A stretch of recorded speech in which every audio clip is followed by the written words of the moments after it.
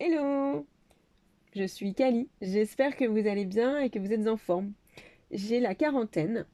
J'habite avec ma fille qui est majeure et qui commence des études longues, qui est encore à la maison pour quelques années, dans une maison justement dont je suis propriétaire et on partage notre vie avec plusieurs chats. Donc si on le dit un peu différemment, on a un salaire pour deux.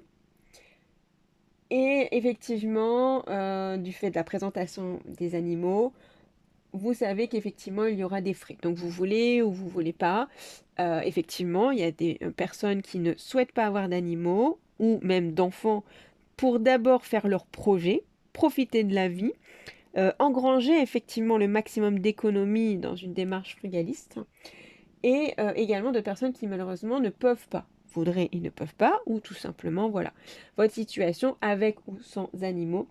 Vous savez qu'effectivement, ça va engager donc des frais mensuels avec plus ou moins long terme de vétérinaire. Effectivement, je précise tout de suite, je peux avoir des commentaires à ce sujet dans une démarche parce que je vais vous présenter un budget.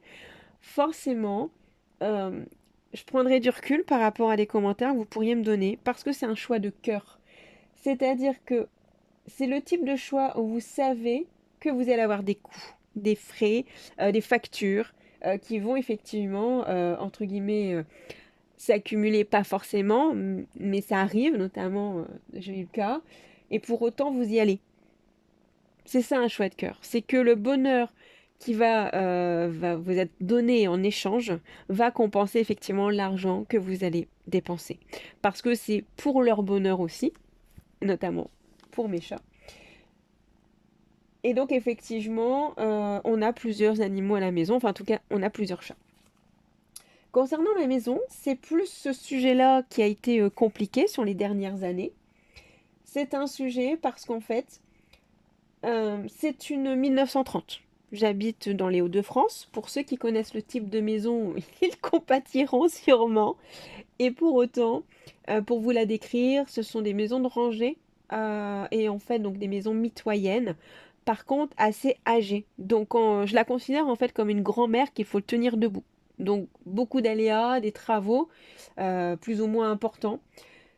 Donc qui a fait l'effet des fois des ravages dans le budget.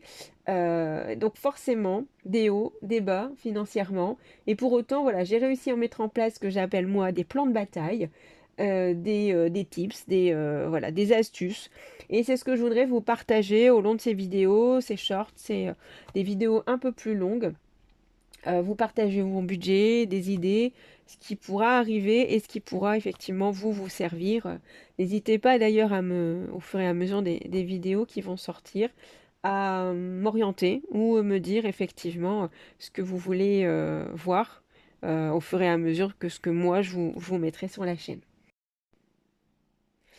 En tout cas, j'espère que la présentation que j'ai faite est assez, je dirais, complète. En tout cas, elle est peut-être succincte, mais ça vous donne justement les grands traits qui peuvent impacter mon budget. Et de toute façon, au fur et à mesure des vidéos, vous aurez justement le détail. Je vais vous montrer effectivement mon budget mensuel. Je vous ferai un point d'étape selon les mois. Et entre deux, je vous glisserai justement des shorts et des vidéos pour le sujet. Et aussi en fonction, bien sûr, de vos commentaires. Si ça vous intéresse, abonnez-vous pour avoir l'alerte. Ou effectivement, revenez comme ça dans la liste de vos abonnements pour voir les vidéos. Et je vous dis à bientôt.